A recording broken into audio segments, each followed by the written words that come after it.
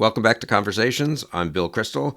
Very pleased to be joined remotely, but still joined today by my friend Joe Trippi, a longtime Democratic strategist, worked on and really managed and ran and was the chief strategist for a variety of campaigns, ranging from Howard Dean's very impressive long shot presidential bid in 2004, which fell short, but was still transformative, I think it's fair to say, of our the way we do politics and of perhaps of the Democratic Party.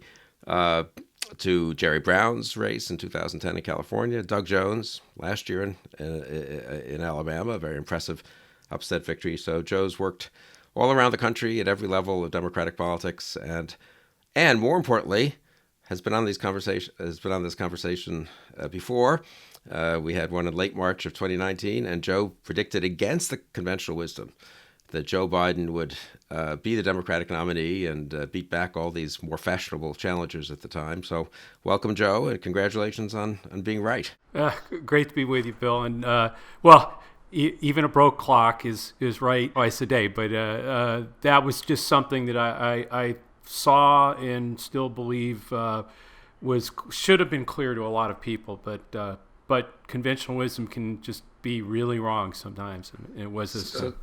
So talk about that for a minute. I mean, what did we learn over the last year in terms of Biden's winning the primary and actually so far having clinched the nomination, having done well in the matchups with Donald Trump? What lessons do you take from that? Well, I've thought from the very beginning that what people were focused on was the contrast with Trump, and that Trump is driving Trump. When you look across the aisle at who the potential opponent would be, what was that contrast that people were looking for? And I thought Joe Biden fit it.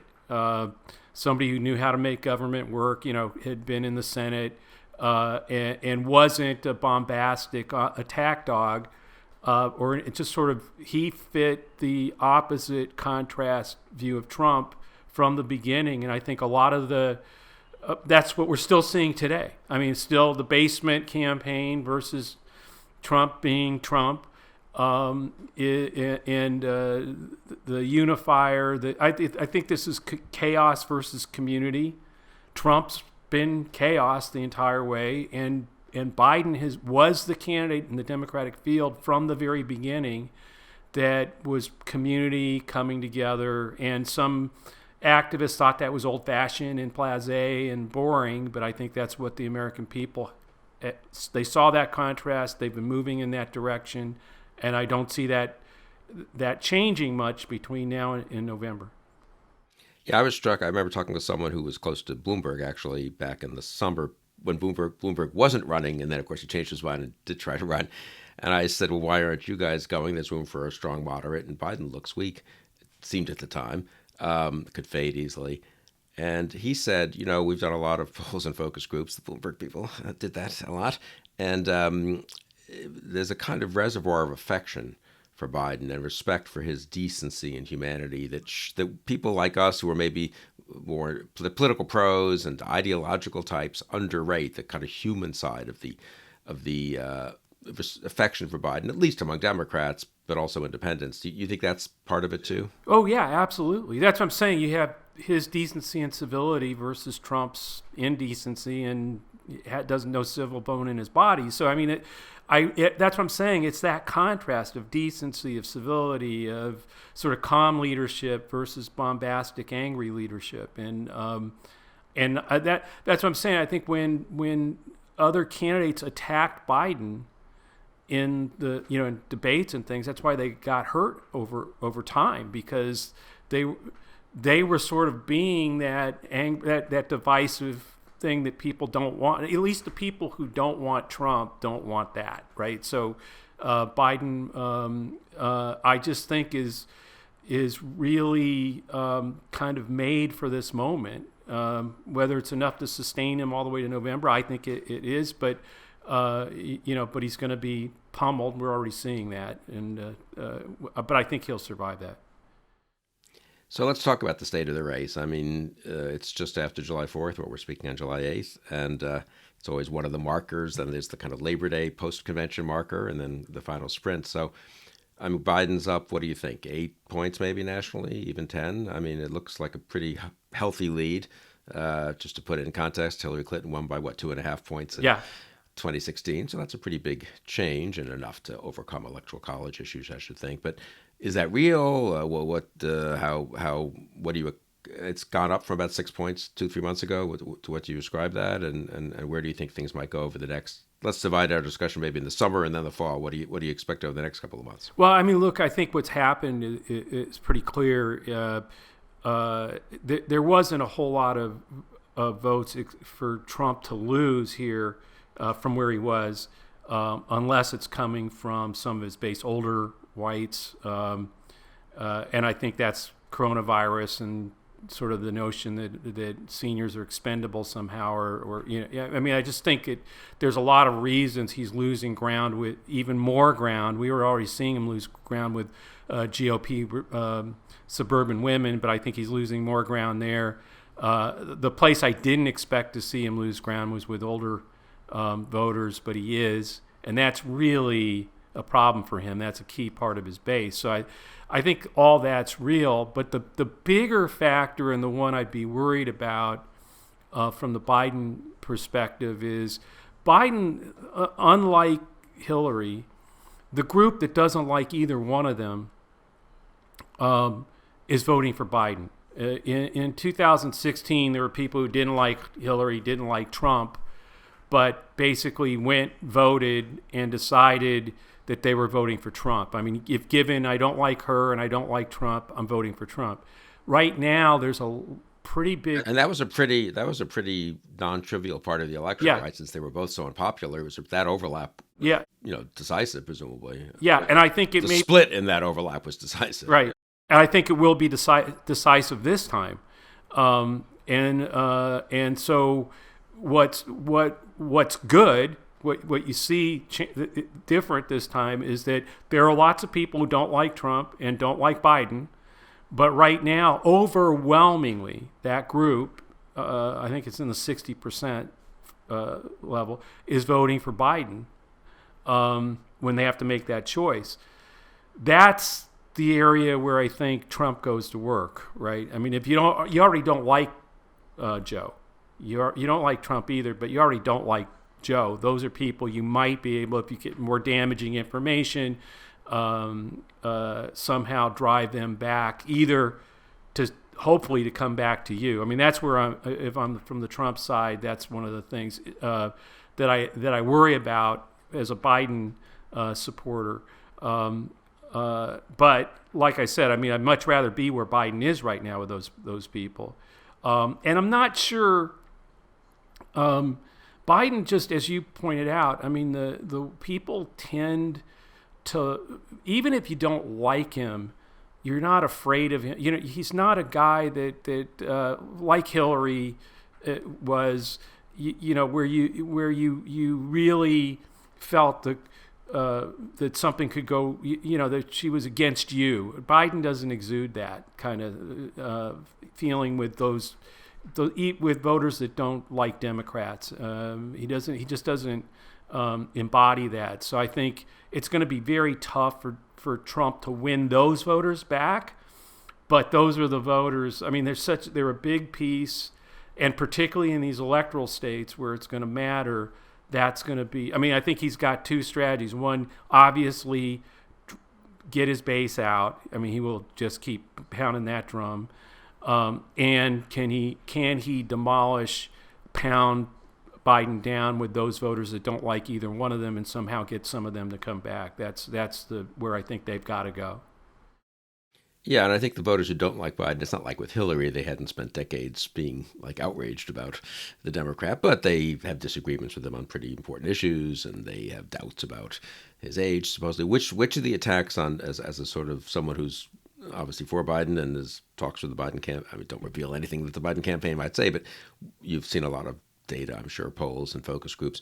What would you say is there are obviously several lines of attack Trump is using and will use. He's too old, and he's sort of half senile. He's going to be captured by the socialist left, the culture war, others. Which of them do you think do you have a sense of which A, they're going to do or most, and B, which is most dangerous? They're going to do all of them.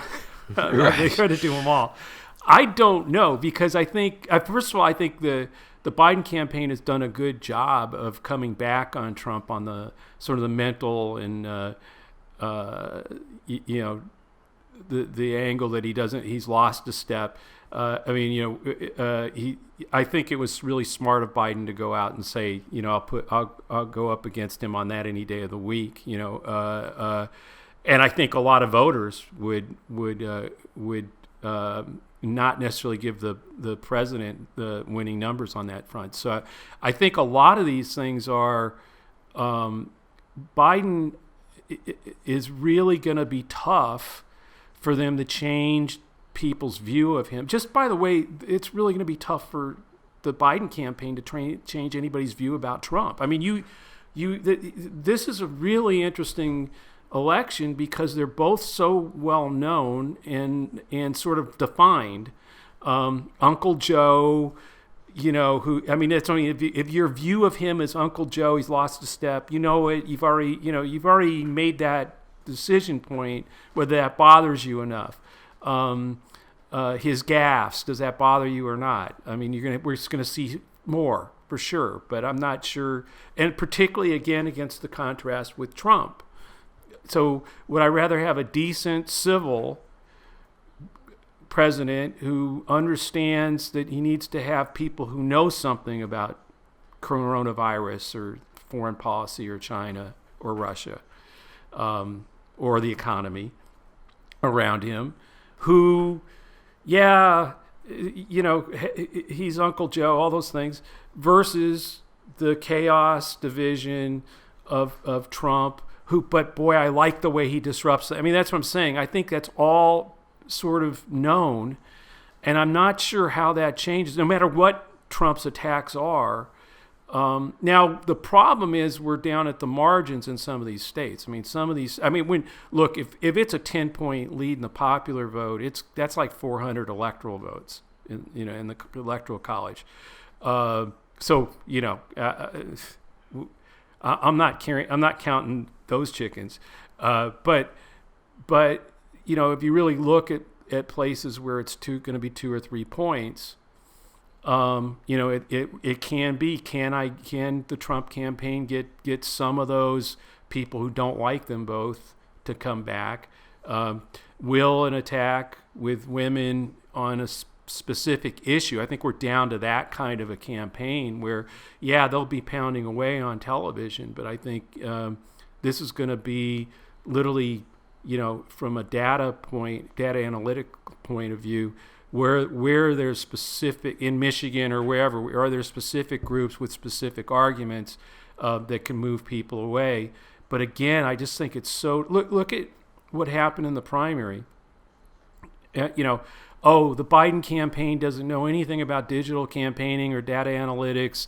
They're a disaster. They have no money. They're not putting anything on television. And yet he demolished the field. I mean, he wasn't out there doing selfie lines like Warren or the Yang Gang or Bernie Sanders raising $200-something million, online. He wasn't. There was no prowess to any of that. He was Joe Biden, just that, the vice president of Barack Obama, with all that, who've been around for a long time, people knew was decent, knew was civil. Those things, I don't think that's going to change. And then you've got Trump, who again, so I'm not sure even the digital campaigning that'll go. I'm actually much more worried about voter suppression and the ability for people to vote during coronavirus. I mean, those if the first wave is now becoming a gigantic first wave that just keeps going, or whether it's a second wave, I'm much more concerned about those kinds of things and what we've seen in some of these states. What we might see in a place like Georgia, for instance, with Governor Kemp, and in terms of voter making it tougher for voters to vote. That's a state I think that Joe Biden could have, particularly if it is an 8 or 9 point popular vote nationwide. I think Georgia's a place that he could win those electoral votes down there. But yeah, so I'm more worried about those kinds of things than what attack is going to happen. Yeah, let's come back to that in a minute, because I think that's important and interesting as to what could happen in the fall, both in terms of people being able to vote and also external events that Trump might or might not be involved in terms of changing just the dynamics, kind of.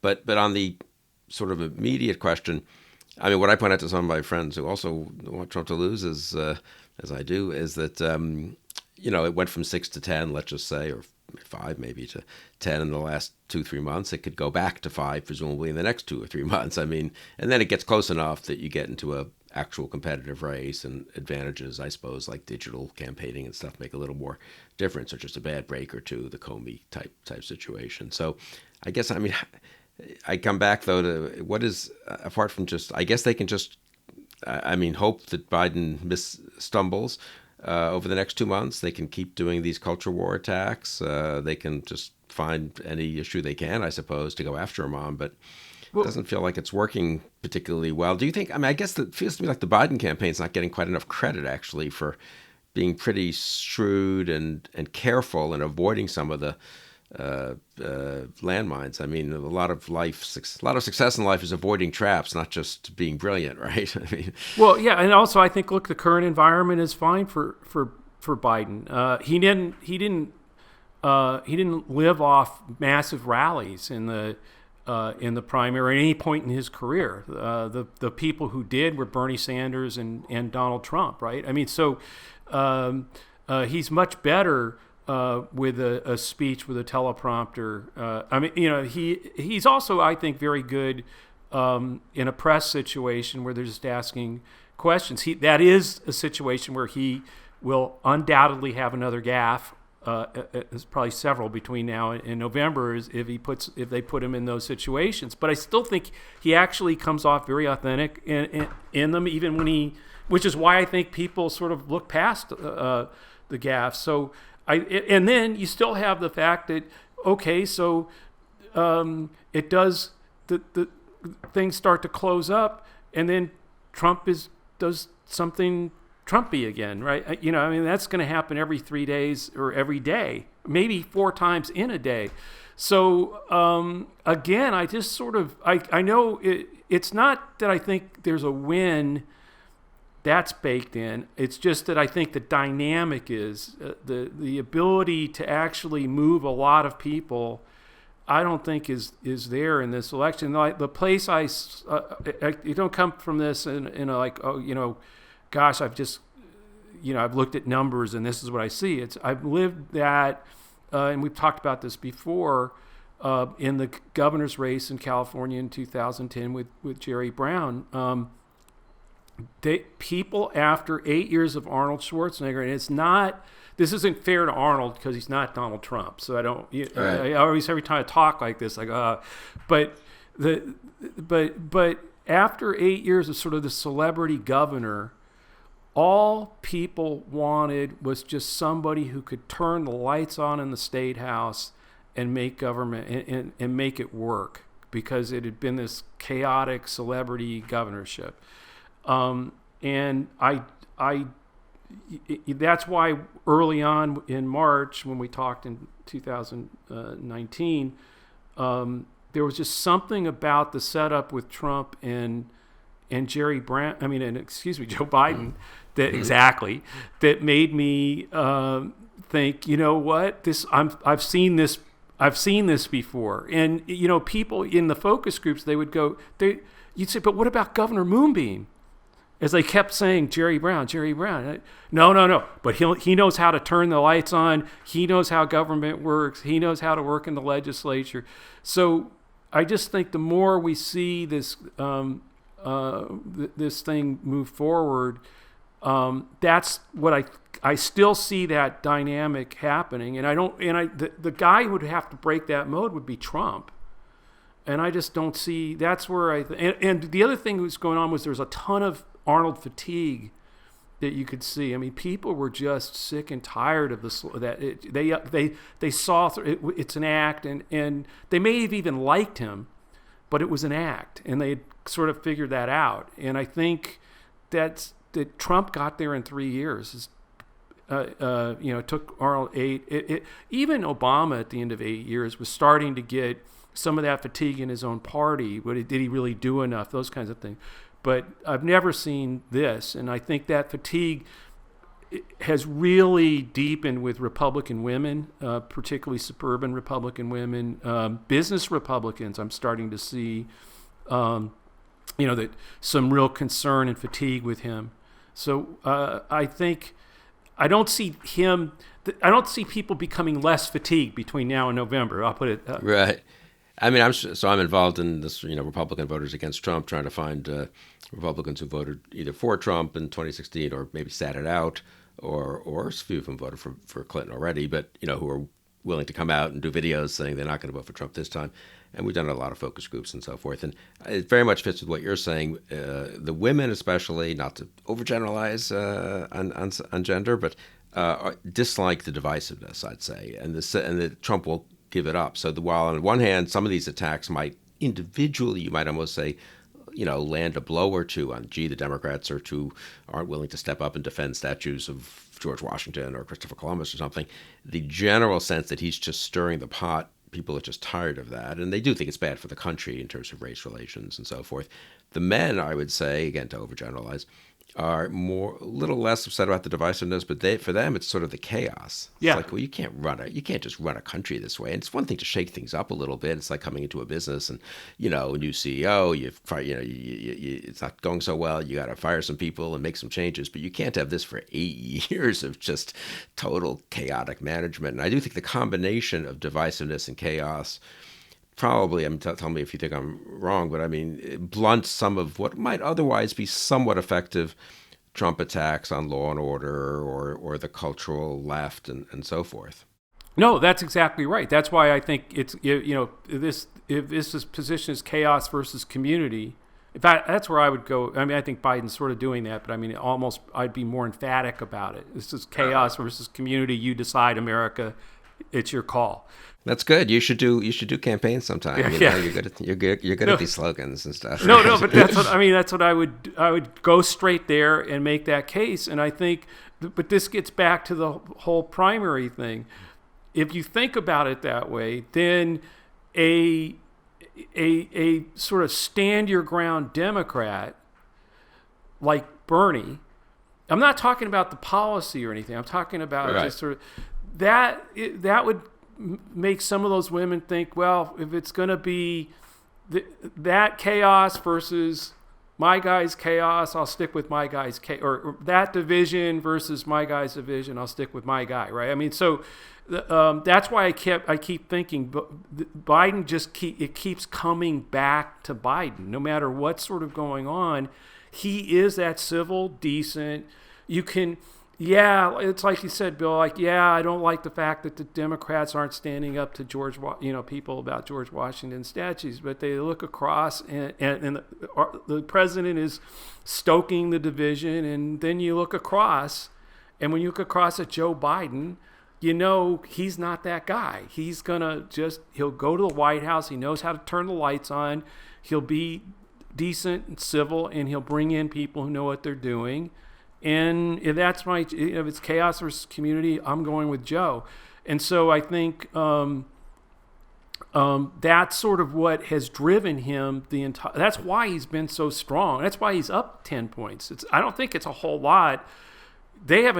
What they've done is they've kept Joe Biden. He hasn't changed, he hasn't moved around, and he hasn't, when people go, where is he? He hasn't gone out and just, he goes out when there's a reason to do it, and he says something and it makes its point, but they're being very, very disciplined about just keeping that. I think I would sharpen the community piece of that message, chaos versus community, and tell the American people it's you get to decide which way. You want 4 more years of this chaos, or do you want to start trying to come together as a community? He does do the unity thing very well. So I would try to make it that quick of a decision point for people. I suppose over the next 2 months, let's just say till Labor Day, the let Biden be Biden strategy might well work. Obviously, the Trump people already are trying to say, well, he's just a weak, cover who will be pushed around by a weak figurehead who will be pushed around by the left-wing elements of the Democratic Party and so forth. I suppose the one or the two ways in which that could be given some oxygen would be the Democratic Convention, which is always a little bit, it's not happening in reality. It's more virtual this year, which is probably lucky actually for Biden, because that's always a bit of a showcase for, some ideological delegates who want to make a big fuss about Christopher Columbus or whatever. And then, to say nothing of George Washington. And then his VP pick, which is a more serious thing where he will be sort of the biggest thing he's done, I guess, since getting the nomination and therefore clinching the nomination, and therefore could be a moment where, again, Trump and some swing voters could get a little alarmed. So tell me a little bit about just how you think the August goes in terms of the convention and the VP. Well, one, I think I agree with you. The convention being virtual or however it comes off is probably, like the basement, a good place, a good thing for Biden. It lets them have more control over not just control over how things play out, but what the cover. You're not going to have 3 days of a virtual thing. I just think there'll be fewer speeches covered at both conventions, that kind of thing. Don't you think the contrast could help Biden in the sense of we're being responsible. We're not asking anyone to risk his health to come for some foolish, to sit in some place and applaud.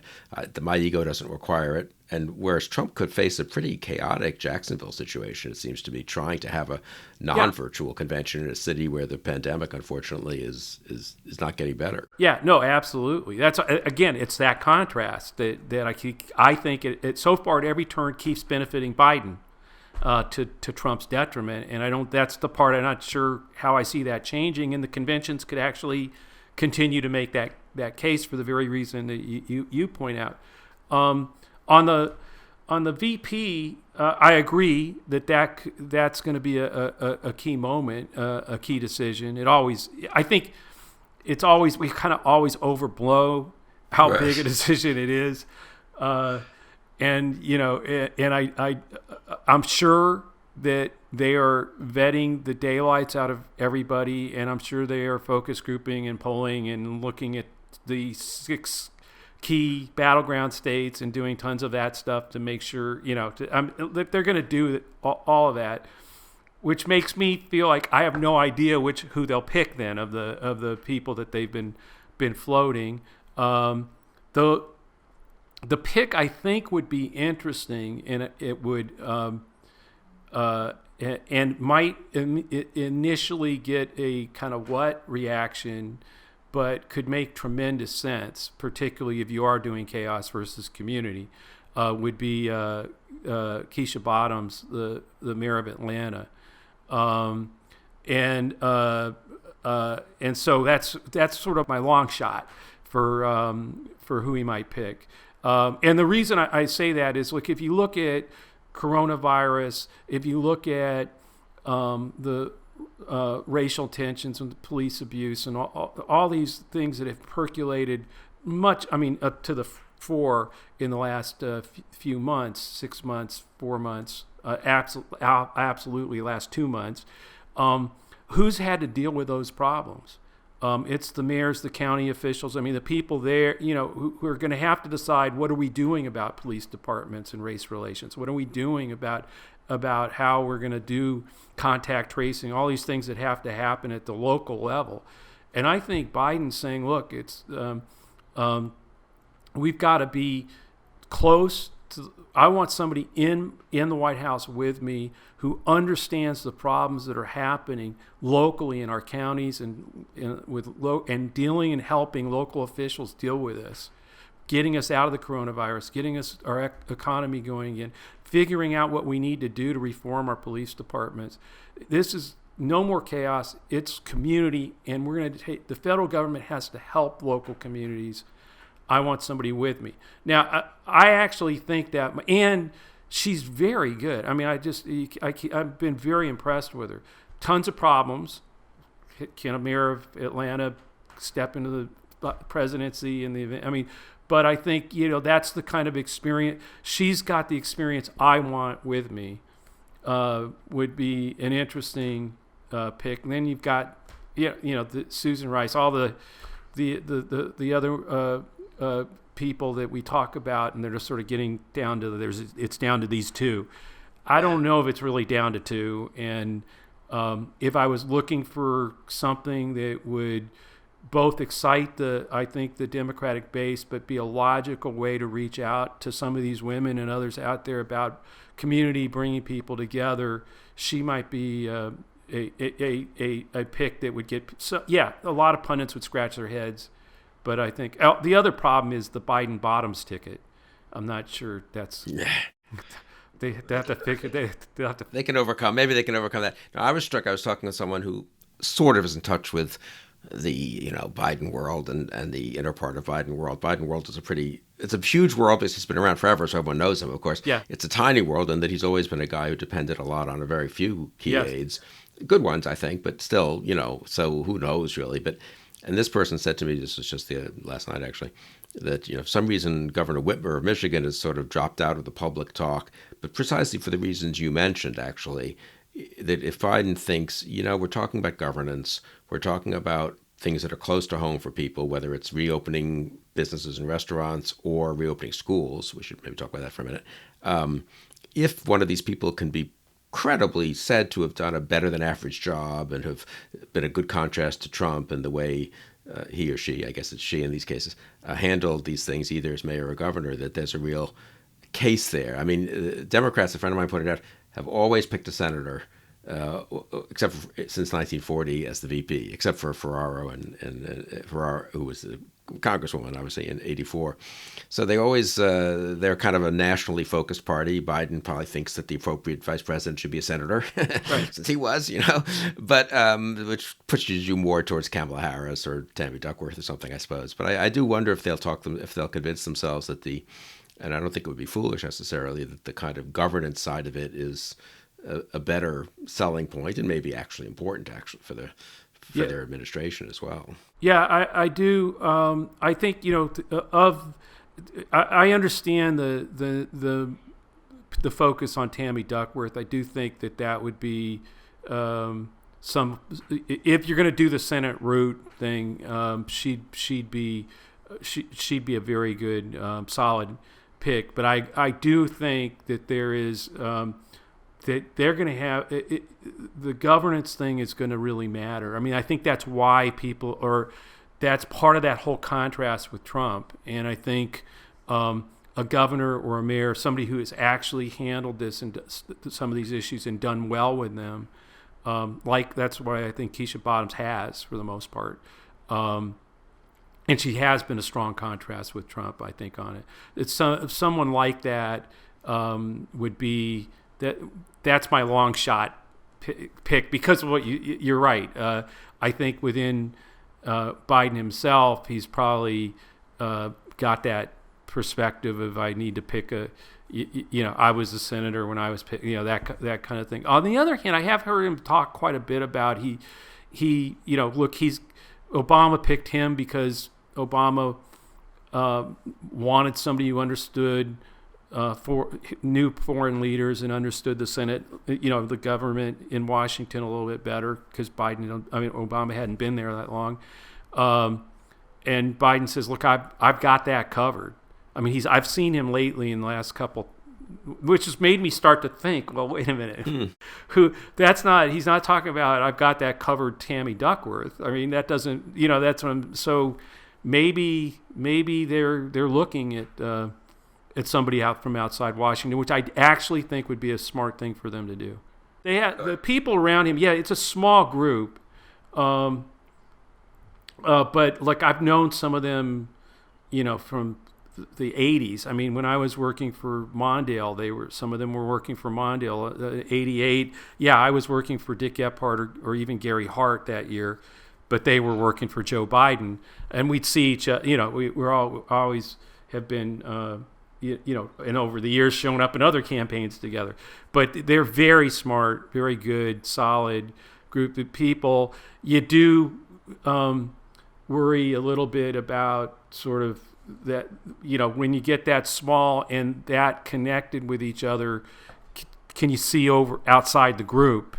But I don't think they got that problem. But but he's got good people. Like I said, I'm sure they're focus grouping and looking at all this, and we'll see who they pick. How big a pressure do you think there is? Either pressure in the sense of, from actual activists in the party and officials in the party, or just almost a psychological pressure is almost not fair, but a feeling that they should pick an African American as opposed to a Duckworth or a Whitmer. I mean, do you think that's a?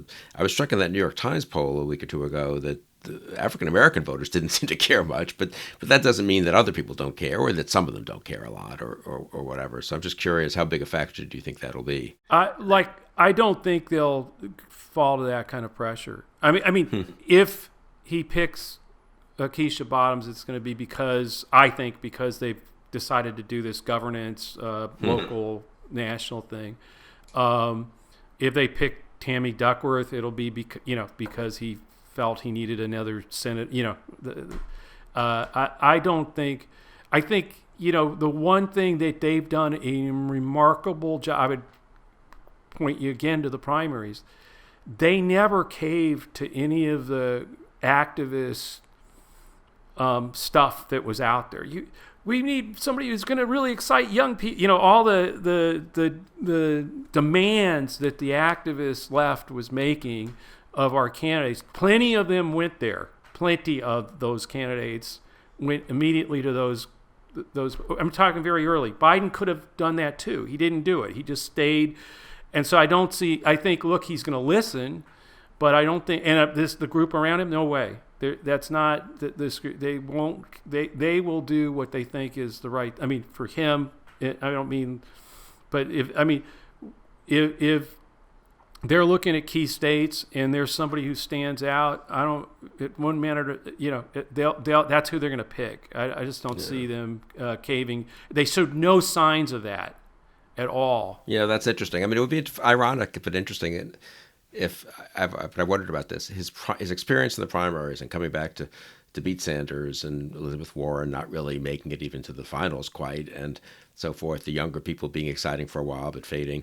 I wonder how much that's helping him now, both internally in the sense of kind of, I just need to stay the course here. I need not to do, because Julian Castro says something at a debate in September of 2019, and I'm not being disrespectful to Julian Castro, but whatever. It doesn't mean I have to panic or freak out or something like that. Or Kamala Harris attacks me on busing and so forth. It does seem like that gives them a certain inner maybe confidence. But also, I think from the public's point of view, I think it helps Biden actually a lot that he's not those people. You know what I mean? It's a little harder to say, the Democratic Party is dominated by all these people whom Biden just beat, and beat by being sort of a contrast with, not by accommodating either. That's exactly right. That's why I think I don't see them changing a whole lot. And then so does Trump change much? Come on, no.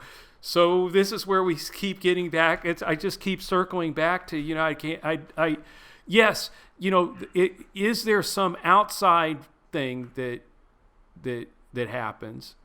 I mean, I guess. Let me get to that in a minute because I think that's an interesting thing. But let me just ask you one more thing about the summer. And sure. We should talk about what could go wrong, so to speak, in September, October. I think the schools, this has suddenly gotten in the news the last few days, obviously, with universities making announcements and a lot of big public school programs beginning to make announcements about, and it's clearly going to be difficult, the reopening. And Trump has now decided it's politically advantageous for him to be Mr. Pro, everyone should go back to school, no matter what the CDC or anyone says. But I think people have, I've been sort of focused on this for a while, so maybe it's my own little obsession, but that's going to be a huge thing for the next 6 weeks, right? I mean, what are there, 40 million students in K through 12 in America, and 10 million college students, and they all have relatives and parents. And I mean, I think the degree to which that becomes almost as important an issue as the economic reopening. And I don't know, does that give Trump opportunities? Does it just bring home the price we're paying for the virus and the mishandling of it when everyone sees kids in Germany and Italy even, which was in such bad shape, and Spain trudging back to school, and our kids can't? I mean, I don't know. Which way do you think that cuts? And do you agree that it's sort of a biggish type issue over the next couple of months? Oh, yeah, no, I think it's going to be very big, but I think it's one of those things where I don't think it doesn't seem to me like we're going to turn down the cases between now and 6 weeks from now.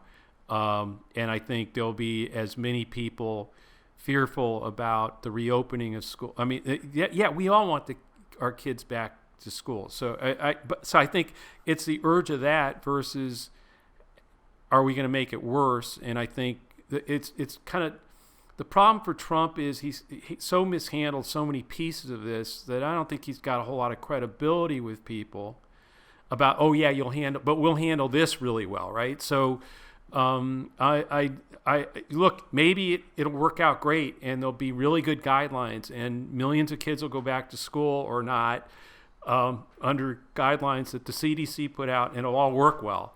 But there's been not one step of the way that's happened. So, right now, I think it's probably going to be worse for him doing this than better for him. So yeah, that's interesting. I think that could be a pretty big. People say, well, Biden plus 10 is the worst it could get, or Trump's own approval 38-39 is the worst it could get. But if people have the sense that his messing up of the virus is now messing up not just their business has been letting off people or is closed down or their neighbors out of work, but also their own kids now can't go back to school in an orderly way, or they're getting deeply conflicting recommendations from the CDC and Trump himself. I mean, I think that could be a moment where people think, oh my God, it's just as bad as I feared, So. Yeah, I mean, I think it could get worse for him, not better.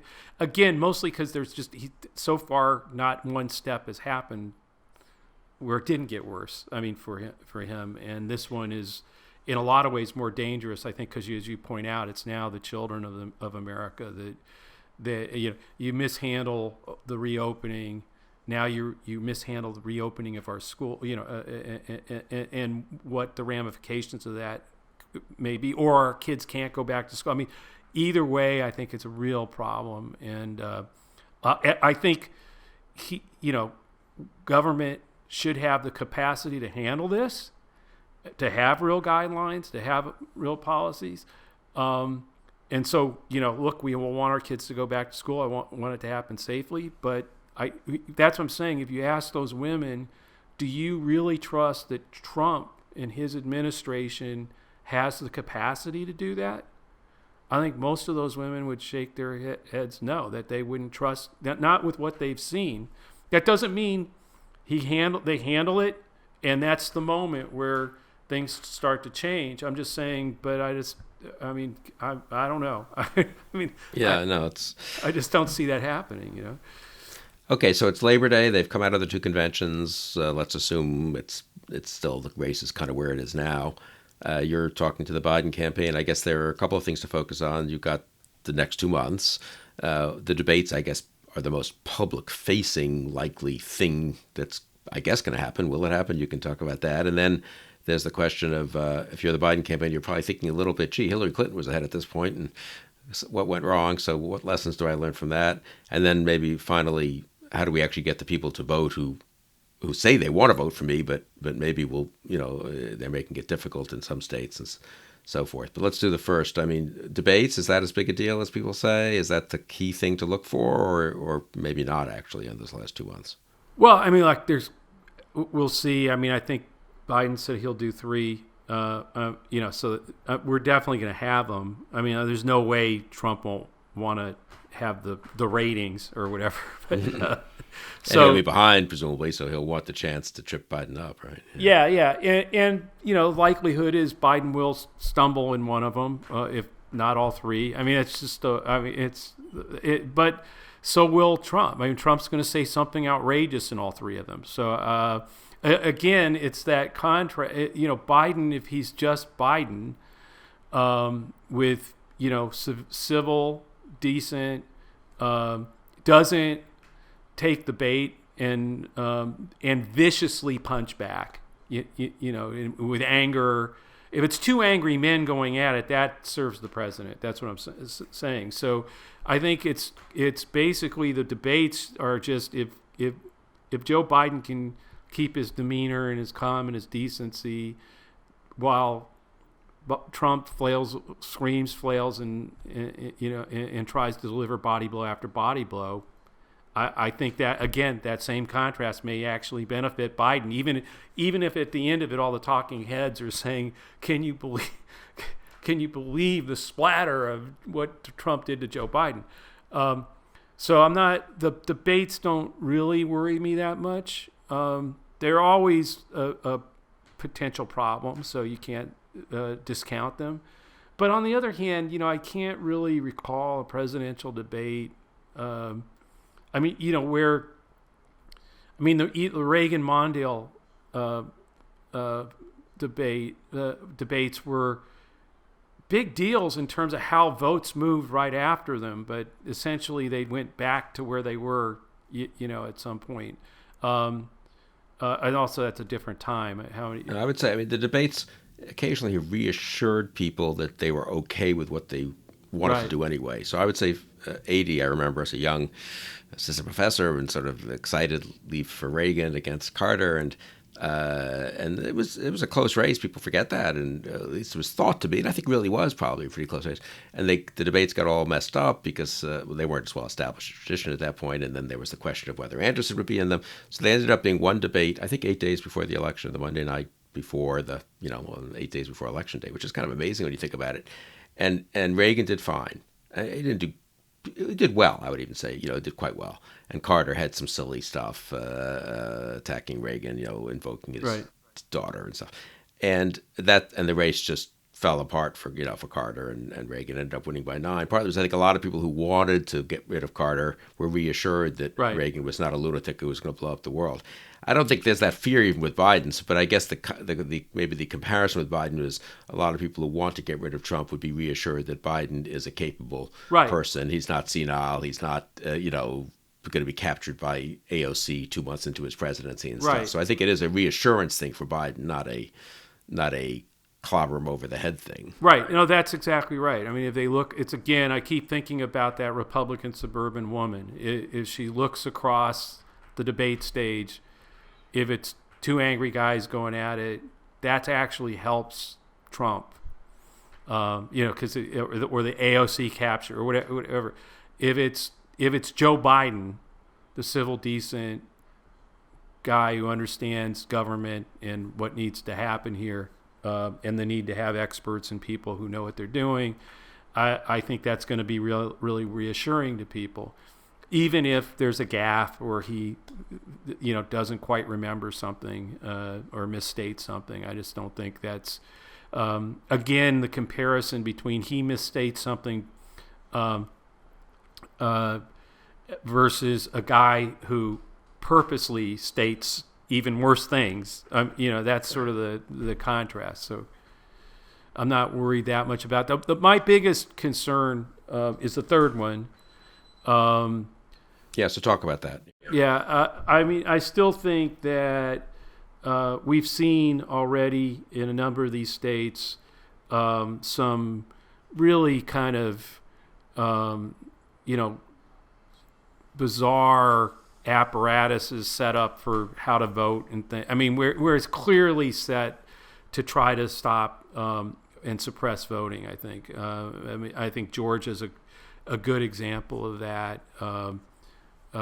Where they've, you can vote by mail, but you have to apply for it and include a photocopy of your driver's license or an ID with the request, and then the same thing when you vote. Well, okay, I don't know. There are a whole lot of people who don't have photocopiers, and let's forget about whether they have a driver's license or not.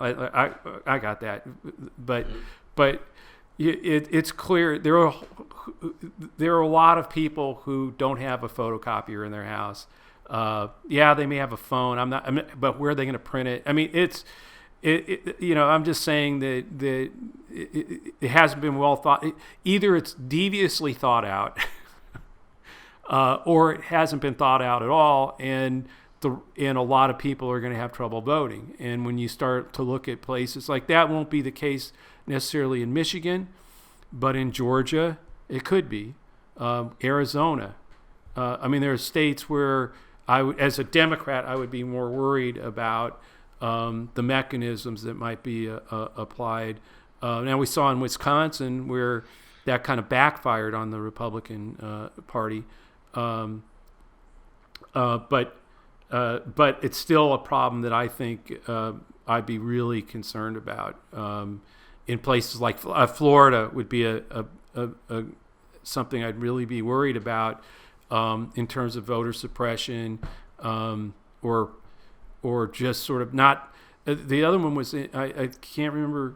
Was it Kentucky where there was one polling station for like 700,000 African American in an area where there's 700,000 African American voters. So, I mean that's what I'm saying. If that kind of stuff is where I'm more concerned about Joe Biden. Again, going back to the Electoral College and how we already saw Florida. We've seen this now a couple times where it can be very close. They've had problems. They had the butterfly ballot problem, which we all hopefully that one got fixed, right? But now you have got coronavirus. You've got a governor who just doesn't really I don't think has handled that well, and doesn't seem to be all that seems to be sort of pretty aligned with Trump. I'm not talking about rigging stuff. I'm just talking about they're not making sure that everybody can vote, not being all that worried about it. We need to be as a Biden supporter, we need to be worried about it. Have lawyers have mechanisms set up and make sure we get our vote out. Yeah, I mean, I've been working on some of that stuff. I'd say the Democratic and good government groups, the pro voting by mail types and absentee voting stuff. I've worked a lot on this, and I like in a lot of states, it seems like they've actually changed. Made it easier to do absentee voting. They've managed to get some resources for paying for people's, return ballots. They tried to remove some of the more ridiculous. And if you vote by absentee, you have to have a notary say that it's you. I mean, all this kind of stuff. Having said that, Trump is demagoguing the issue in a big way, obviously, on vote by mail, and it's gonna. I mean, it will turn out that if it's close, that in 2018, electing a Democratic governor in Michigan and Wisconsin, and re-electing one in Pennsylvania, and maybe electing one in North Carolina, actually, that will turn out to have been an important thing, I suspect, to make it harder for unified Republican governance. They still control the state legislatures in those states, but, to kind of do a kind of, not rigging, as you say, but just a kind of, let's not bend over backwards to make it too easier for inner city people who don't have the copying machine at home to get an absentee ballot, and let's not adjust the election day or the pre-election day or the weekend before election day poll openings to make it easier for people to vote in person. I mean, people are pretty focused on that, so I guess I personally think it ends up probably working out okay, but it is striking how much Trump and McConnell are resisting a pretty tiny, in the big picture of things, big scheme of things, appropriation of funds to state and local election officials to make it easier for people to vote during the pandemic. I mean, that's my point. Again, they're not doing anything to make it easier. They're not going to bend over backwards to make sure people can vote. And I do think that in some of those states, if it is like Florida, if it is a 1-point kind of race, that could be a big, an important thing. That if we lose Florida, could it be that thing? The other side of it is, as you point out, and maybe even a more problematic for democracy and for the country is for Trump to be pounding away the last 6 weeks, 8 weeks about a rigged system. That they're going to count they're throwing votes in the Chicago River or whatever, and delegitimize the vote with his supporters, win or lose, and the results. And he questions the results, and we have a crisis that he wants to create. And I'm not saying he tries to stay and won't leave the White House, but I'm just saying I think that could be very damaging for Biden in terms of governing if you've kind of set up that he's an illegitimate president because the vote was rigged. I mean, it's the first it would be the first time that the exiting president of the United States would be literally trying to delegitimize the new government before it even came in. I think that's it's these kinds of things that concern me more than, is there an attack on Biden that'll work or something? I mean, and there probably is, but and they're going to throw the whole kitchen sink at him. But these are I'm much more worried about that kind of stuff right now. I've been in a couple of exercises where people have tried to play through sort of in a scenario of the Trump delegitimizing, and that's pretty worrisome. And there's a lot he can do between November 3rd and January 20th, if not to actually, so to speak, steal the election, but to make life miserable for everyone and make everything from pardons to business deals that he cuts in the last 2 months with the Saudis to make sure that he's in good shape. I think it would have an effect on Biden. I think it would have more of an effect actually on the Republican Party if he wants to run again or control who runs again. A stab in the back narrative, a rigged election narrative, helps him in terms of, solidifying his hold and blocking the argument that, it was a mistake to go with Trump in the first place or to stick with Trump in the first place. And so I do think he has a big incentive, both everything from just literally, personal and financial incentives, setting up Trump TV and all this, and having his Jonathan Last, my colleague at the Bulwark, had this very good formulation, which is you look at Trump and you think, well, what's he doing? He's just appealing to his base. And as an electoral matter of getting 48, 49, 51% of the vote to win, that seems not a good strategy. If you think about, he probably thinks he may not win and it's sort of beyond his control, or he's got other things he'll do to win. We'll get to that in a minute. Or he'll get lucky or something. If you can leave with 30 million fanatically loyal followers, that's a lot of people. It's not enough to win a national presidential election. It's only half the number you need. But if you could start Trump TV with 30 million viewers, donors, people buying your merchandise, and and supporting candidates who are your candidates for the next 2 and 4 years, that's a huge base to have, right? And that's got to be in his mind and in the mind of his family members and Parscale and so forth. Yeah, absolutely. Yeah, and that's how he thinks anyway. I mean, that's what he thinks about. So. There's any number of reasons that his exit strategy, if it doesn't go well for him, would be to delegitimize, to continue to bang on that base, and then go do Trump TV. So, which I've got no doubt we'll see, very quickly after this is. And Trump GOP, and put in a loyalist as RNC chairman, and which is easier if you've had the election stolen from you than if you're, clobbered and repudiated. What about, I'm maybe more than most people I've talked to worried about sort of Ukraine. I mean, that is a Ukraine 2 kind of effort to accept help from foreign governments or work with foreign governments or rogue elements abroad, but using the U.S. government, parts of the U.S. government he controls to do so. That is, in these little exercises I've been in, scenarios and stuff, most people I think underestimate the fact that he is the president and he controls the executive branch.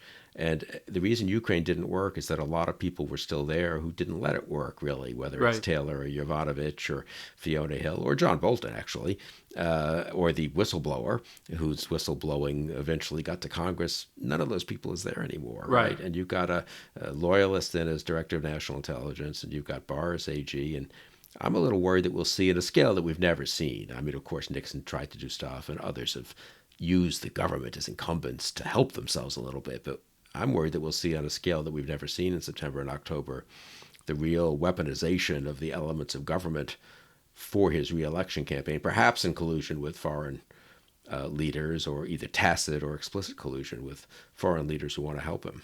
Well, no, we saw that with China already. I mean, it's been revealed, that he was asking them for election help. So, I mean, I think, there's no doubt about it, that, as you point out, there's no one there who's going to stop him from doing it. They're all gone. So, if past is prologue, we can count on exactly that. And again, I think,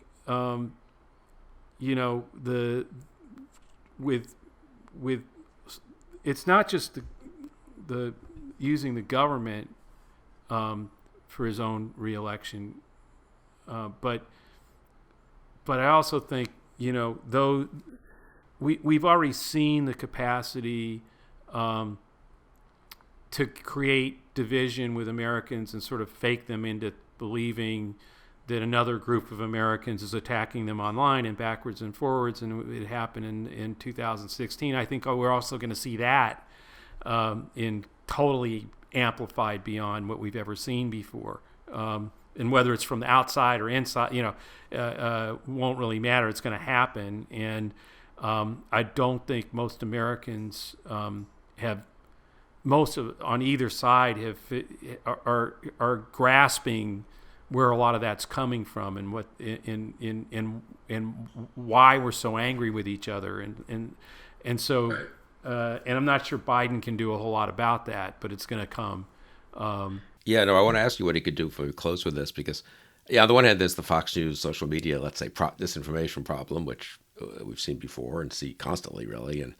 But then I guess I do worry that it's one thing if someone says something on Fox News. It's another thing if there's a quote leak from the Director of National Intelligence that the Biden campaign has been getting help from, there are tapes in Belarus of Biden conspiring to get $1 billion for his son in 2015, and furthermore, they're getting help from various Antifa elements have penetrated the campaign, and there's a Justice Department leak that they're looking into this. And that's where sort of the fact that he controls the federal government gives it a little more credibility and a little more amplification than, someone just saying it on some social media platform. And I don't know what Biden or the rest of us, for that matter, can do about that except warn about it ahead of time. I kind of feel like reminding people about Ukraine. What was Ukraine about? People have sort of just forgotten because impeachment didn't end up removing him from office. It was literally to stop Joe Biden from being the nominee because he was scared of Biden. So what does that tell you he'll do when Biden is the nominee? Right. Particularly when he's gotten away with it. Because the president, once he gets away with something, that's that door is blown wide open. He's going. I don't think there. I think warning ahead of time. That's what I'm saying. I think getting in front of this stuff. That's why even talking about voter suppression, fine. I mean, I'm with you. I'm glad all those groups are out there and they're doing God's work and they're making a big difference. But the more we, and Florida, keep your eye on Florida, right? I just think it's got to be that kind of, and their abuse of the government for his own reelection. It's all these things. These are the kinds of things I'm more worried. That's what I'm saying. I actually think that my own view is the contrast is set. There's not a whole lot in either Joe Biden or Donald Trump, I think, is going to change that dynamic. So it's actually outside forces. I mean, it's either outside some catastrophe, some other thing that, God help us, in 2020 happens, that we're not seeing. Or some kind of real, whether it's coronavirus created in terms of who shows up that's the other thing. I mean, there could be just people afraid to vote, and depending on which cohort that is, that's more afraid, could actually, have an impact in some of these states. So it's those kinds of things that I'm. Which is why I think voting by mail, making it easier for everybody, let the chips fall where they may, but if everybody can make it real easy for everybody to vote, and the more afraid you are to vote, the easier we make it for you to vote. That's and I have today no clue whether that's a Republican or a Democrat when I say that. I just want it to happen. All that kind of things are important, and then getting out front now on. Watch what Barr does or the NDI does in terms of what leaks and things like that, because there's going to be some doozies. But I don't know what else we can do about that. We've never seen this before. This kind of abuse of power, and just with no qualms about it, and now no checks within the. I mean, all the people, the whistleblowers, the folks that. Have some sort of been purged until there's no one left, but basically green lights. Yeah, I mean, hopefully the career people are still there and would blow the whistle at some point if they were being asked to do certain things. But some of these things could be done by relatively little participation from career people or people who would draw the line. Let me ask you one last question. You're actually running in charge of a very interesting Senate campaign in Alabama, and obviously seeing a lot that's going on there. I guess conventionally viewed as a slightly uphill campaign for Jones, though he's the incumbent, just because the state is so red. What have you, without giving away any campaign secrets, I mean, what have you sort of learned down there that might, inform or surprise the rest of us? Anything striking? Is it sort of the way everyone thinks it is down there in Alabama, or some? It's a lot of what we've been talking about. In 2017, 1 year into the Trump presidency, Republican women were talking about they didn't like the division. Now, they weren't by any means then where Republican women are writ large today. I mean, not to oversimplify, but suburban Republican women, that shift that we've seen. But we were already seeing that. They were already talking in terms of being exhausted. Not big, but a big enough. It was a small group, but it was big enough that's what made it possible for us to win in 2017. It was younger Republicans, those suburban Republican women, college-educated Republicans were already there was these little bits of the Republican coalition that were exhausted, or like you said, with the men, didn't like the chaos they were seeing, or with the women, didn't like the division. We were already seeing signs of it, and what we were able to do was Doug Jones is a decent, civil, good, decent guy who always tries to do the right thing. You may not agree with him on every vote, but he's not somebody who's going to get in a fight with you for no reason. That's not who he is. And enough of those women looked at what was happening and said, "No, I'll take a chance on a." I mean, some of them would literally look at their shoes as they were muttering that for the first time they might maybe vote for and then they would spit out the word Democrat because they couldn't believe they were saying it. So we saw that, and if anything, I think we saw it in 2018 writ large in a lot of these marginal seats that Democrats won. And what we're seeing now is it's grown. There are more of those women, more of those younger Republicans, more, and so I actually think people are wrong about Alabama and wrong about Doug Jones' chances. We are in a much better position than we were in 2017. But Trump had like a 68% favorable in 2017. Maybe it was 70. I mean, it was huge in Alabama. It's in the low 50s now, 53, 54. I mean, it's still positive. So you don't need a Roy Moore opponent quite as much this time. Yeah, that's what I'm saying. Things are. Yeah, it's not. He and you've got coronavirus. I mean, there's the economy. There's all kinds of things that I think. The tariffs and how they've hurt farmers down there. I mean, there's just different things going on, but it's not the same place that we won in 2017. All of those dynamics have moved more towards a better playing field.